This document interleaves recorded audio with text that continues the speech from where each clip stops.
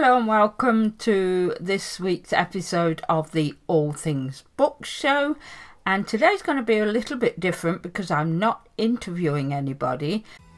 Welcome to the All Things Books show, hosted by award-winning best-selling mystery author Dawn Brookes. Publishing has changed beyond recognition in recent years. Join Dawn as she interviews authors, narrators, and many more from across the creative community. This inspiring and informative show is for readers and writers.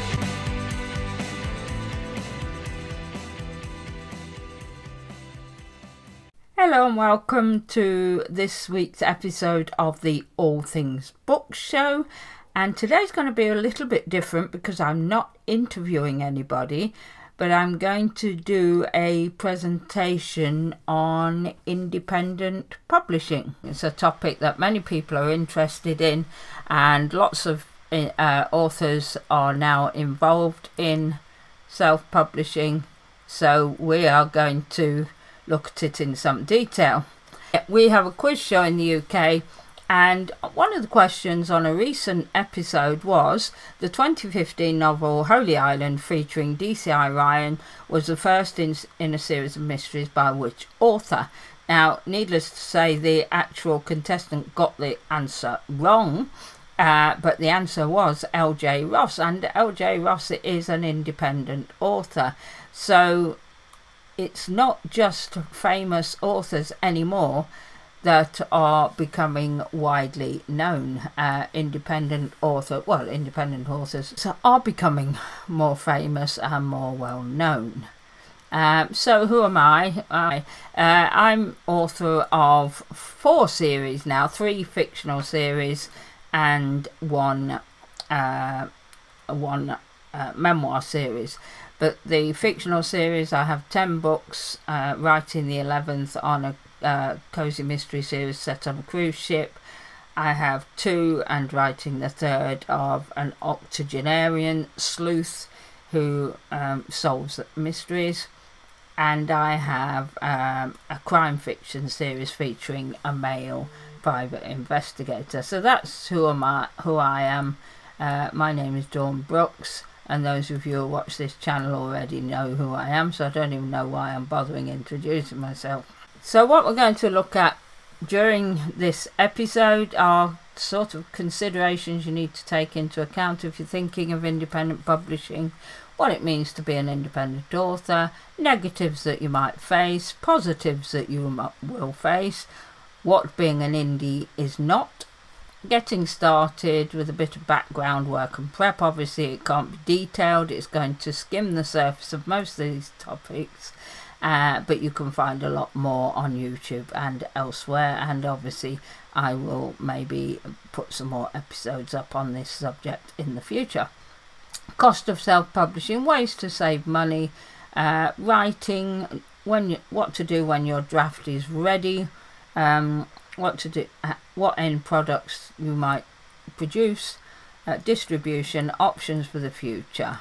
So let's think about the considerations first of all. One thing you need to know before you start independent publishing is why are you writing? Are you writing to make money? Are you writing because you want to write that one book that you want to put out there for posterity or for the world? Are you writing not a non-fiction book because you want to teach others about something that you're very good at? Are you writing to brand yourself? What genre are you going to be writing in and why? Are you wanting to write standalone or series? Do you have a target market? How much time do you have to put into this? And do you have any money? Because although we say self-publishing, it is not free, but it can be done cost effectively when you're just starting out. So what does it mean to be an indie author? Well, some really nice thing is being your own boss. You are in charge of your publishing company, you brand yourself, you're publishing yourself, and you do need to be business-like in what you're doing, unless you're just wanting to write one book for the family, which again is a very worthwhile thing to do. but obviously you don't need to be as business-like as if you want to make a living out of this, out of your writing. You will need to set your own goals, and you will need to write. You will face some negatives as an indie author. There's still not as bad, not as much as there used to be, but there is still some prejudice in some quarters, particularly in relation to independent versus traditional publishing routes. You might receive criticism, well, you'll receive criticism as an author whether you're independent or traditionally published. You have to accept criticism, but you might receive criticism because you've chosen to independently publish rather than go down a traditional publishing route. You will receive rejection, not as in the rejection of agents turning you down or publishers turning you down, but rejection of you because you're self-published. I call it independently published because you don't do everything yourself, as we'll come on to. And you will receive judgment also from some quarters who think the only way to go is traditional publishing. The positives that you have as an indie author is you are in control. You will get higher royalties than if you signed with a publisher. You will be part of a very supportive community, and you don't have to see fellow authors as competitors, people who you can work together with, collaborate with, and become part of a great community of people. You can have direct contact with your readers, and if you're really successful, some publishers eventually, and this has happened to me a couple of times, some publishers will come to you. So if you really are one of those people who, I really want a publisher, don't worry if you're successful and if you really want a publisher and you can't find an agent or a publisher, don't worry if you're successful. The publishers probably may come to you in the future. I actually made a deliberate career choice to go down the independent publishing route, but not everybody does. Some people are forced into it through rejections, but even those people become very successful. And also translation companies may eventually come to you. I've had a few approaches from people wanting to translate my work. Moving myself back over to the other side again. What being an indie author is not. It's not a get-rich-quick scheme. Don't for 1 minute think you're going to put one book out there and become a rich person. It might happen to you if you're really lucky, but on the whole, this is a marathon, not a sprint. It's not cheap, no matter what people say to you. Just because you're doing a lot of it yourself doesn't mean it's totally cost-free. It doesn't mean being unprofessional. It certainly doesn't mean publishing rubbish. And it, as I've already said, doesn't mean doing everything yourself. And if you want to make a successful indie publishing business, you can't be lazy. You need to treat it as a job. Let's talk about getting started and the sort of background daily work that you might have to think about doing. I mean, obviously there is the writing aspect, which is you can't be an author unless you write. Also a thing called building a mailing list, which is an ongoing process where you have direct contact with readers who like your work and want to be on your list.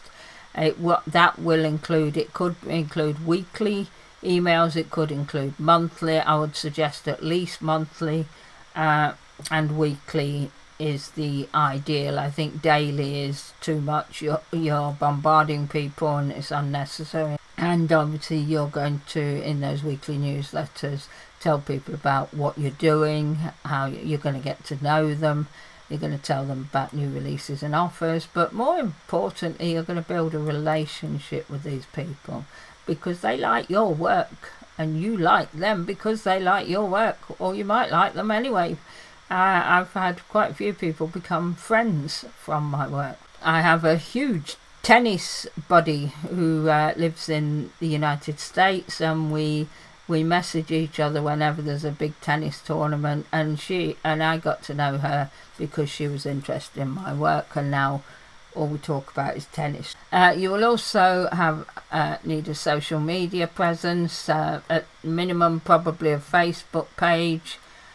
You could have a private fan group.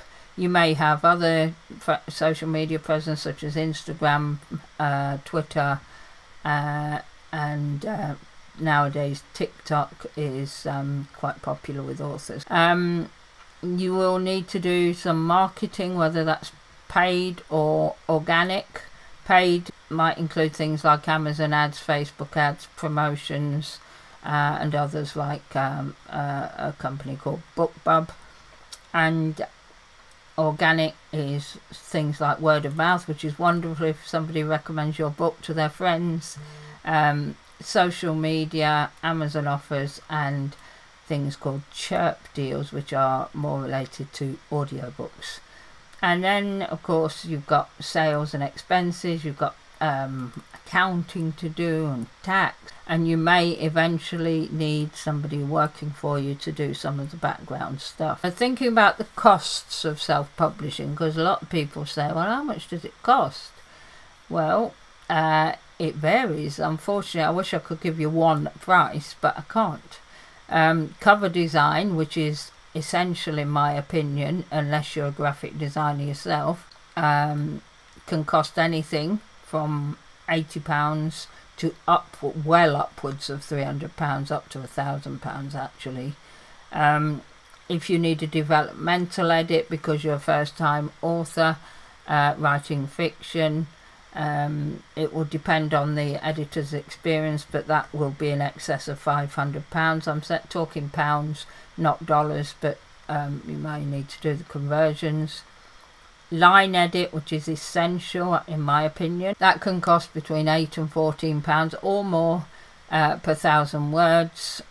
Proofreading may not be essential when you first get started, although if you can afford it, it is essential because it'll pick up those last minute mistakes that have been missed during the editing process. And then there's other expenses like research, courses, training, all the time that's involved, and of course marketing costs. You can get initially pre-made covers when you're starting out, which means a designer has pre-made a number of covers that might fit your series, and they will sell them to you for a fixed price, and then they'll remove them from their market. So they're not absolutely specific to you, but if you can find one that fits what you've written and fits your genre, that's a good way of saving money when starting out. Another place I would recommend is Upwork.com, where you can find graphic designers all over the world who offer cover design services, and usually high standard. Obviously you need to look at the reviews and what other previous work they've done. My graphic designer, and I still use my cover designer, is from Upwork, and I've used them, they're a couple, for 6 years now. You'll need to research the genre, including covers. You need to make sure, if you are buying pre-made, or that you are paying a cover designer. Some cover designers don't like you making suggestions, but I would suggest that you and they together need to do the research into the genre and look at the top best-selling covers, not to copy, but to see what types of cover fit the genre that you're writing in. In terms of cover design, standing out is not a good thing. You need to fit the genre. The reader needs to know when they look at that cover what the book is about. You will need eventually, even if you don't get them in the beginning, is some beta readers or friends who will read your work early on and give you comments and feedback, preferably before you send it to an editor, because then it will cost you less when you send your work to an editor, because you've already fine-tuned the work a bit better. Once you've got through the first few books and no longer need developmental edits, some people always use developmental edits, some people don't, but you will still need a line edit once you're a bit more experienced. And a line edit means exactly what it says on the tin. The editor goes through the work line by line, but they are not necessarily looking at the story and whether it links together. It will be worth it as soon as you can afford to invest in some formatting software to save your books looking awful. And some of the best are Vellum for Mac or Atticus, which is the new kid on the block and tends to do quite a bit more than just formatting software. But if you can afford formatting software, it's worth buying it. KDP has its own version, but in my opinion, Vellum and Atticus are probably better. You'll need to be organised. Some writers just still type in Word and use spreadsheets to keep things. Particularly if you're writing in series, you need to be organised. You need to know who your characters are, what they've done before. Keep a track of them. Don't make mistakes in book 6 that single when they were married in book 1. I mean, I'm using an extreme example there, but there are silly little things like the colour of their eyes, the height, the size, the weight, things that you will need to keep tabs on. And there's some great pieces of kit out there. I use Scrivener. Some authors swear by Ulysses, and Atticus, again, new kid on the block, has combined the properties of, or the good stuff about Vellum and the good stuff about Scrivener into one piece of software. You'll need a website, and some companies will offer free website hosting, or you can get a first year offer. I've got an affiliate link for one.com, at the time I created this slide, they were offering £5 off your first year, and you can go to the link there, and I think that's my affiliate link, so I get a few pounds without any extra cost to you. So it's up to you whether you use that or go straight to one.com. And I recommend that initially you start with the cheapest plan, because you can always upgrade later. Join the Alliance of Independent Authors, which will not only help you save a fortune on print on demand with Ingram Spark, but actually they have an amazing Facebook group where you can ask all sorts of questions and they'll answer them. And they also have guidebooks, all related to independent publishing. So join the Alliance of Independent Authors as soon as you can afford to. You can join as an affiliate prior to publishing your first book, or if you've published your first book, you can join as an author.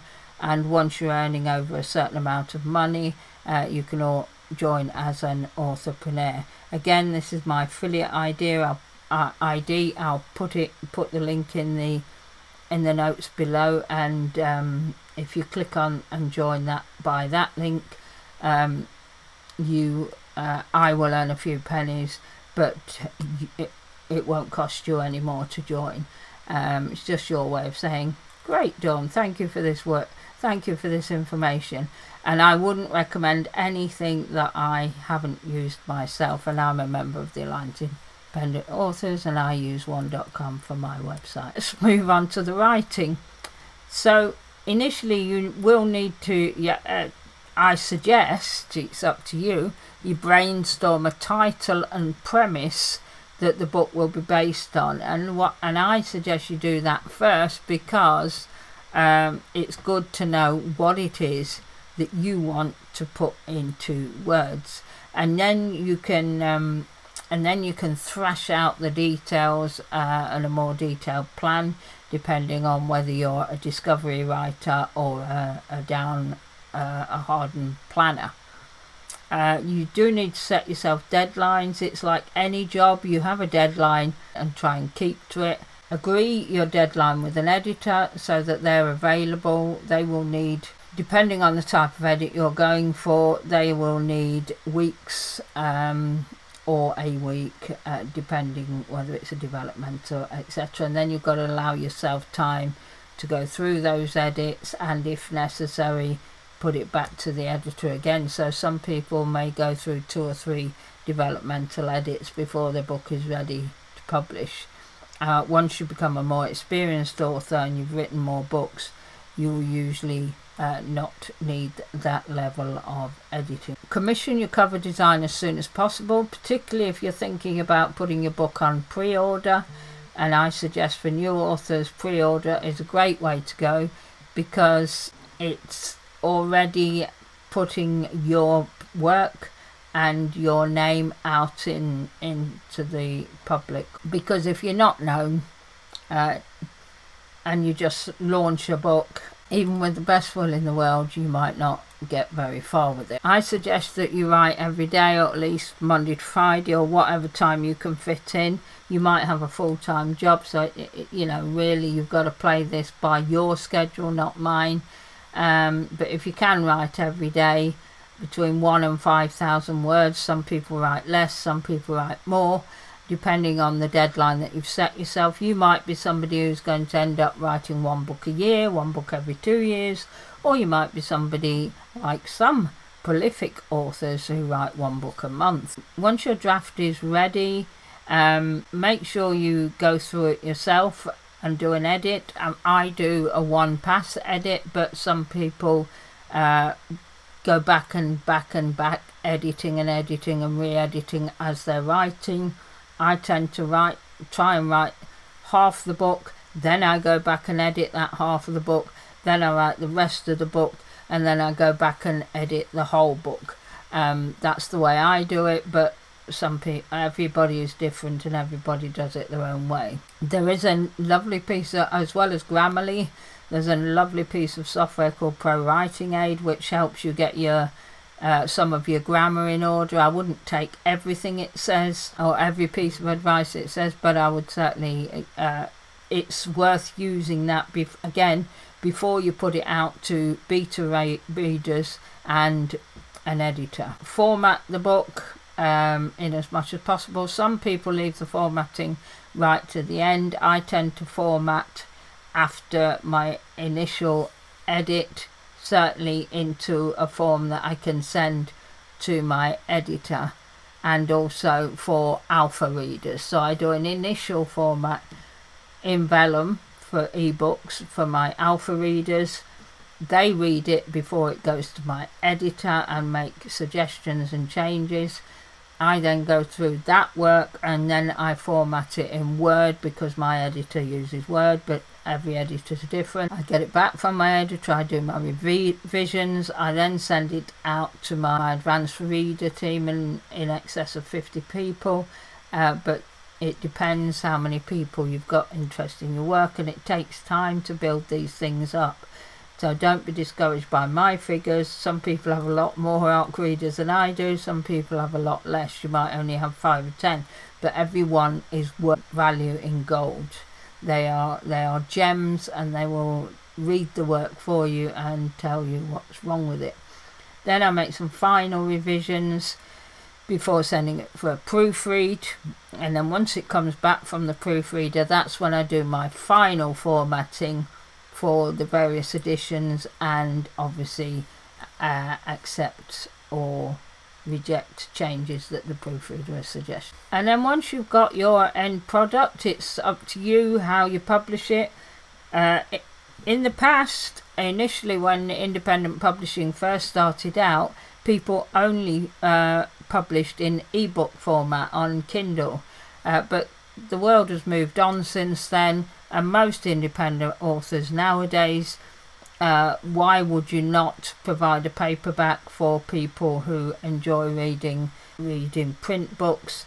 So and now Amazon and Ingram have always offered hardback versions of print on demand, and Amazon now offer that as well to its authors. That's Kindle Direct Publishing, which is the Amazon arm of publishing. I also offer large print dyslexia friendly books.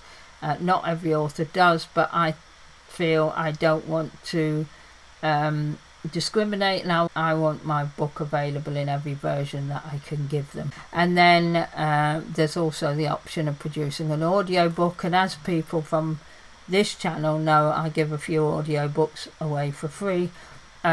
Audiobook production is expensive, and it's a topic all of its own, and if you watch the very first episode from this channel where I interview Alex Lee, who's my audiobook narrator, she will explain some of the processes that you have to go through to get an audiobook published, and that's well worth a listen if you're an author interested in going down the audiobook route. In terms of distribution, there are various routes to market. I mean, obviously some authors also sell books on their own website, but big players, Amazon Kindle Direct Publishing is one of them, and authors can sign up to Kindle Unlimited, which is an Amazon exclusive ebook distribution route, but if an author signs up for that, they cannot put that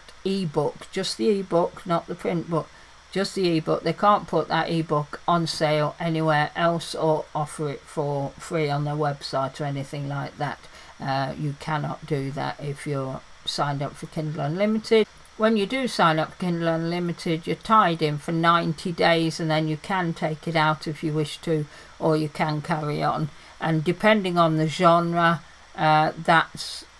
it depends on how much money you earn from that route, and I think that is up to you which route you take. There is a wide route, which means you can publish the ebook in other markets such as Kobo, Barnes & Noble, Nook, and a whole host of others, but the book can't be enrolled in Kindle Unlimited, so you cannot be exclusive to Amazon if you go wide with other markets. Otherwise you'll get into big trouble with Amazon. And there are pros and cons to both, and I don't have time to go into those in this overview video, but you can find the pros and cons elsewhere, or I can discuss it at a later date. But there are pros and cons to using both. In terms of paperback and hardback nowadays, and large print of course, you can go with Kindle Direct Publishing and Ingram Spark for worldwide distribution. So what I do, and a lot of authors do, is they publish their paperback, large print and hardback, but hardback if they go down those routes, Kindle Direct Publishing for Amazon only, not going expanded distribution. And then they publish it separately, or I publish mine separately through Ingram Spark in the UK. I think it's called Lightning Source in the US, or vice versa. I think it's Lightning Source in the US, but it's the same company basically. And that's for a print on demand. So the paperbacks don't cost you anything. You don't have to spend a fortune on print paperbacks. You don't have to store them in a huge warehouse and send them off. I started out that way. I made the mistake of starting out that way and spent a fortune on all these books which I had to store somewhere, and I'd keep sending them to all the Amazon warehouses, and that was very costly and not something you need to do nowadays, because the print on demand quality is much better than it used to be. So now there is a cost to publishing through Ingram Spark, which is why if you join the Alliance of Independent Authors, you'll get a discount code which takes away that cost of publishing through Ingram Spark, and that's quite a huge saving if you're going to be publishing a lot of books per year. So it's well worth joining the Alliance just for that. But the Alliance has a lot more benefits, as I've already said, and take a look at the website either via my link below, or go to allianceforindependentauthors.com. I think it's .com, it might be .org. And then audiobooks, again there is an exclusive Amazon route. They own a company called Audiobook Creation Exchange, or you can go wide with the Amazon route as well, and with others through Findaway Voices. And again, I tend to go similar route to the one I do with Amazon. I publish myself to Audio ACX, Audio Book Creation Exchange, for Amazon and Audible, and then I go with Findaway Voices for everywhere else, which includes companies like Barnes & Noble, Nook, Kobo, Chirp, and multitudes of audiobook libraries all around the world, and that's why I go with Findaway. You get a slightly less royalty rate for not being exclusive to ACX, but to be honest, it's worth it's worth taking the hit. And then if you are an author, there are other options that will come knocking at your door in the future. You could choose to go with a digital publisher, and digital publishers do tend to approach successful indie authors. There's an option to either sell foreign rights to through an agent or through a company, or pay for translation yourself and go into other markets. Again, there isn't time in this video to go into that, but there are all sorts of openings, particularly in relation to Germany or German speaking countries. There are options to sell just paperback and hardback rights, and some indie authors have done that, to go particularly say for hardbacks or paperbacks, and start distributing themselves. And there's also the option of going hybrid, which means you can continue with independent publishing for some series and then go with a publisher, either small or larger publisher, for publishing other books and other series. So the world's your oyster, really, once you've got going and once you've had a certain amount of success. That's it. That was a really quick overview. I don't pretend that this is an in-depth discussion on independent publishing, but it is just an overview of what can be done if you choose to go down the independent publishing route by yourself. So I hope you've enjoyed this episode of the All Things Book Show. If you have liked it, please like the video and subscribe to the channel for more. Next week I will be back to interviewing another author. No, actually I think I'm interviewing a company who offers creative writing courses, but keep an eye on the channel. There are lots of interesting videos. We've already had quite a few interesting videos, and we will go into much more detail on different aspects of independent publishing in the future. Thank you for listening.